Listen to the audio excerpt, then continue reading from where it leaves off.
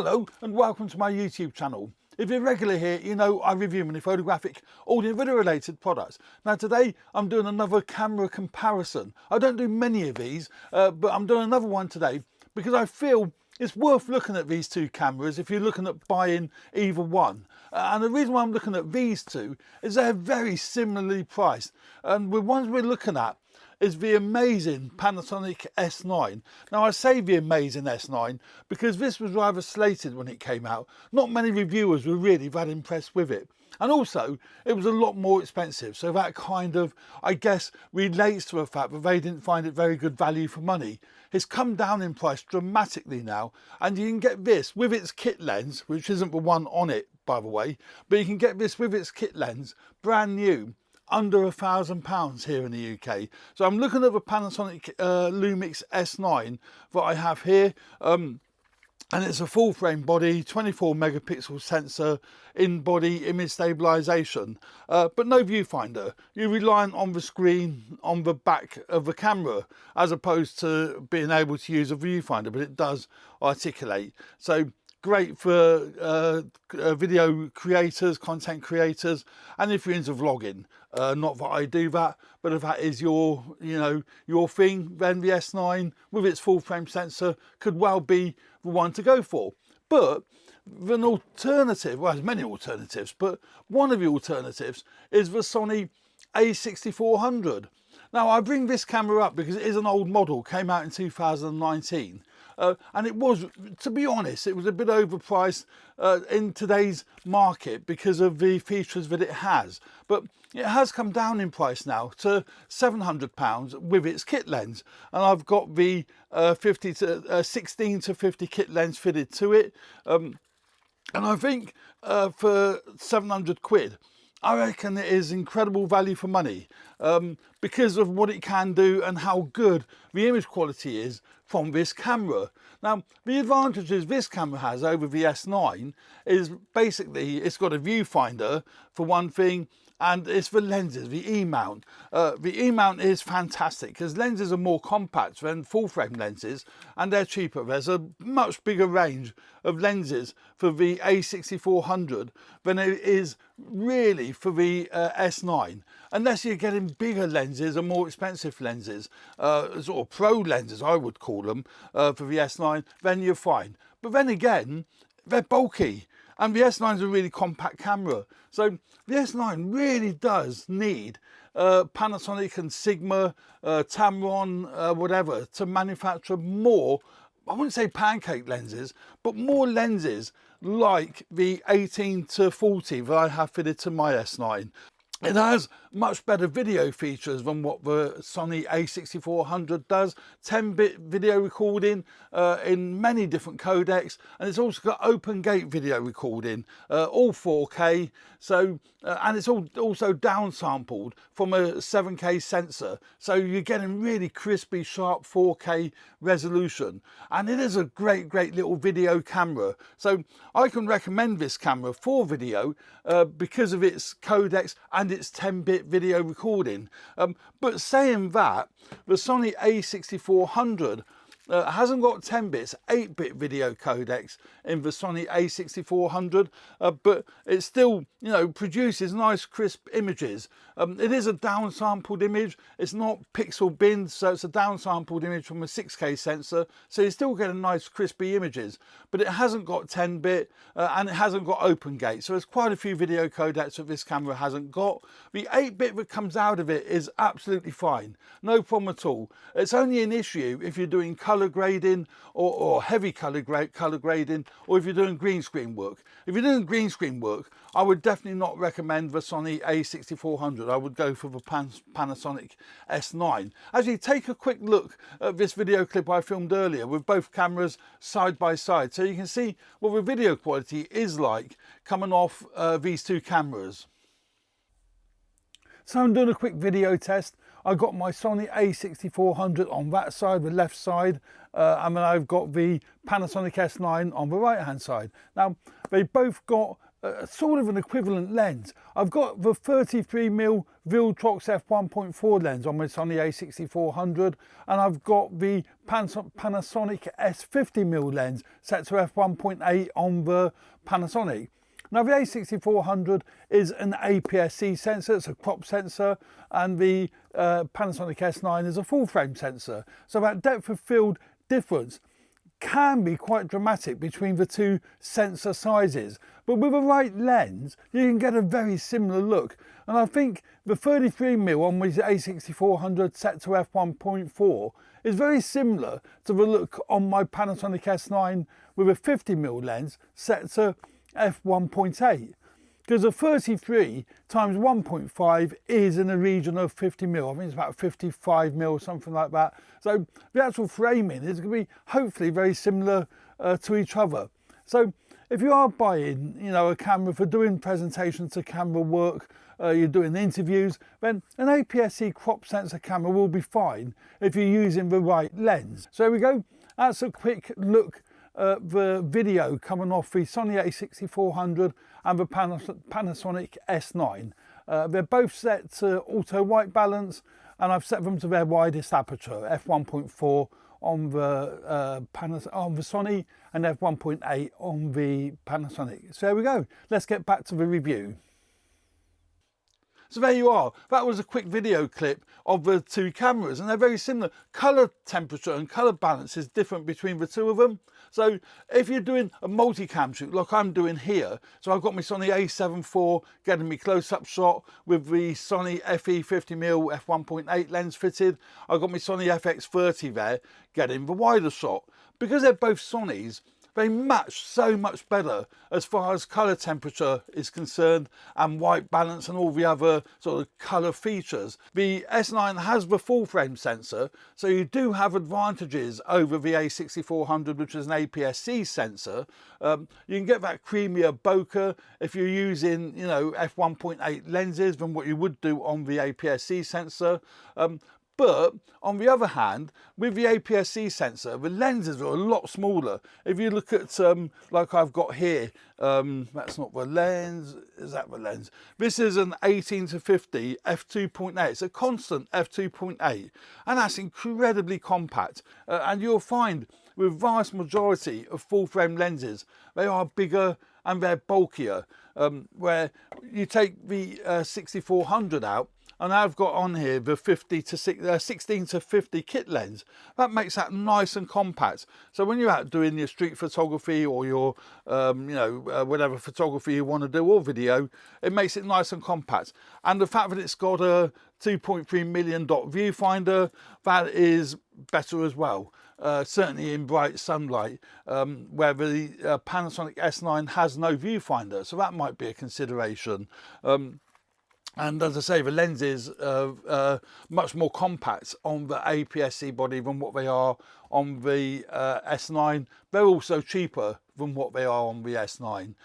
There's a much bigger range. One of my favourite lenses, which is a pretty cost-effective lens, it's a pretty cheap lens, is the Viltrox AF33 f1.4 lens, and that would produce a very similar result to the 50mm f1.8 on a full frame body, as that video clip I showed you earlier showed. Now the Panasonic did give a creamier background than what the 6400 did, but if you were looking at them independently, you'd be very happy with how this does throw the background out of focus. It's when you compare like for like, you compare them together, when you do see that the full frame body does give you that creamier background out of focus look, that separation between what you're filming and the background. For doing video, the Panasonic S9 is definitely the king. Because of the fact that it has the more codecs, and it has open gate video and 10-bit video, but it also has the 3-inch articulating screen. So that is absolutely brilliant if you're doing vlogging or you're doing anything where you need to be able to see yourself. So if you're holding it out and you want to be able to see yourself, because obviously if you're doing vlogging, it's quite important really, so you can actually see if you're in the frame. you're not out of frame. So that's a really nice vlogging piece of kit, and I do like the S9 for that. It's a really bright screen, it's a really good quality screen. It needs to be bright and it needs to be good quality simply because there is no viewfinder. So yeah, the S9 has the articulating screen and all the video codecs, but for photography, I find that the a6400 is a really nice camera, one that it's hard to say would be my chosen one, because I do love going out with this and its 18-40 lens, because it's a nice compact body. But likewise, I love using my a6400 to some extent more because it has the tilty-wilty screen on the a6400. Now, not so good for video, because when you put a microphone in the shoe, in the hot shoe on the top here, it blocks the screen. So not ideal, certainly not as a vlogging camera. If you're using even a wireless mic, you'll have a receiver on the shoe and that will block the video. Also, when the viewfinder cap is on, this little rubber cap, that also blocks part of the screen. Yeah, the a6400 has the tilty up screen, but also it's only 8-bit video codecs. They've both got no video record limit. The S9, when it came out, it did have a 15-minute video record limit. It doesn't now. New firmwares have made it so that there is no video record limit, and I haven't been able to get it to overheat as yet. I'm sure in certain situations it will overheat, but not here in the UK, and in my studio I've not managed to get it to overheat. And I haven't managed to get the a6400 to overheat either. They can be both powered via USB. This is micro USB on this camera, where the Panasonic S9 is USB-C, so it's a bit more reliable. I'm not a big fan of micro USB, but that's what it is on the a6400. And they both have a mic jack, but neither of them have a headphone jack, so you're not going to be any benefit with either of them as far as monitoring the audio, because neither of them have a headphone jack. So there are lots of choices in lenses for the E mount, but not so many for the L mount. But another advantage the S9 has over the a6400, it has in-body image stabilization. That is incredible. I love having in-body image stabilization because it doesn't matter what lens you put on the camera body, that the body itself will provide the image stabilization. For example, this 18-40 has no in-lens image stabilization, but it's using the image stabilization in the camera body. The Sony a6400 has no in-body image stabilization. You're reliant on any image stabilization in the lenses. So if you do fit a lens, such as my 18-50, or even this 33mm that I've picked up, if you pick up a lens that has no in-lens image stabilization in the a6400, then you're going to have no image stabilization whatsoever. You just have to make sure your shutter speeds are a bit faster. So the Sony a6400 does have a grip. They're both of a very similar size, actually. Size-wise, they're very similar. The S9 is a little bit heavier than the a6400, but not hugely. But differentiator is the a6400 does have a nice grip, so you can actually hold that one-handedly quite nicely, where the S9 has no grip. That's really, I mean, it's nice, it looks nice, but it's not practical, because it's just really uncomfortable to hold it like that for any length of time. It does have a nice thumb grip on the back, so that's quite nice. That gives you a little bit more comfort and a little bit more security, because your thumb is actually holding the camera. Yeah, no grip on the S9. I bought a third-party grip, and I find that so much nicer using the third-party grip, because it has got a little grip to hold on to when you're out and about taking video or taking photographs.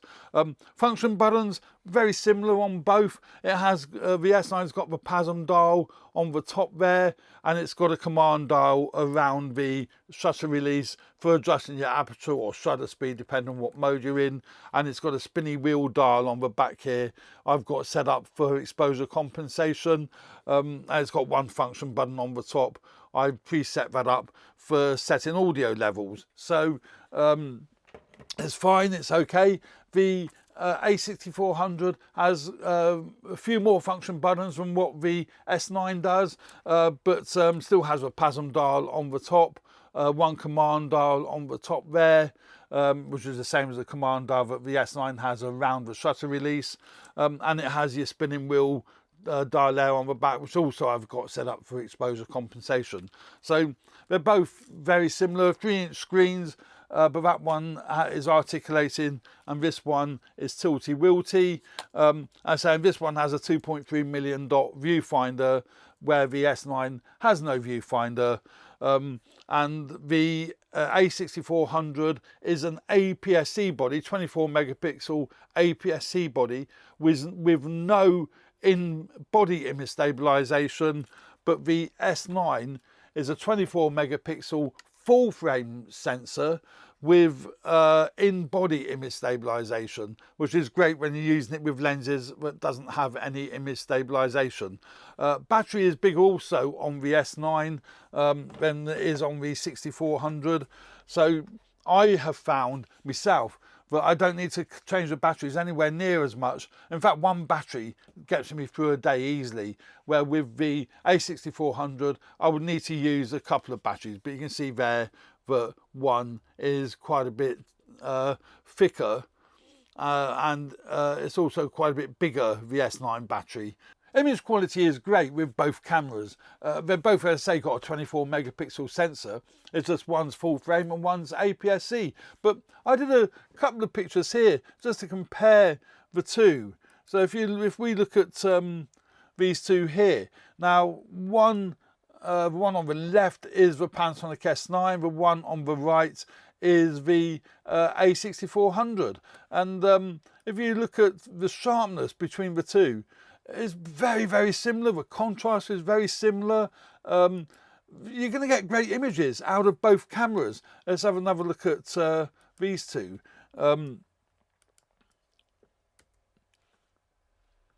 Again, very, very similar. Now, these images will be up on my Flickr page, so you can take a closer look at them on Flickr rather than studying them on this video. Also, I'm only flicking through them. But you're not going to be disappointed with whichever you go for. Again, very, very similar results from either or.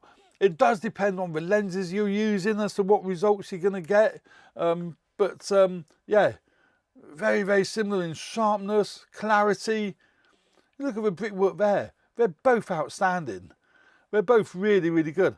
So they both have their good points and bad points. I don't think either of them got real bad points, but I think value for money for Panasonic S9, as it's got the full frame sensor with in-body image stabilization, is absolutely outstanding. But the lenses are bigger and there's not such a wide range, where the a6400 I think is really good value for money now at 700 quid, and it has a viewfinder, which I think is great, and the tilty-wilty screen as opposed to the articulating screen, and a much wider range of lenses and really good value lenses. So yeah, there we go. Take your choice, and remember to take a look at these images up on my Flickr page. I'll leave a link in the description. So there we go. That's a quick comparison between the Panasonic Lumix S9 and the Sony a6400. I hope you found that video useful. Please subscribe to my channel if you haven't already done so. Hit the like button if you like the content of this video. That'd be fantastic. And remember to share it with other people if you think other people might find this video interesting. There we go. Thanks very much. Cheers for now. Bye.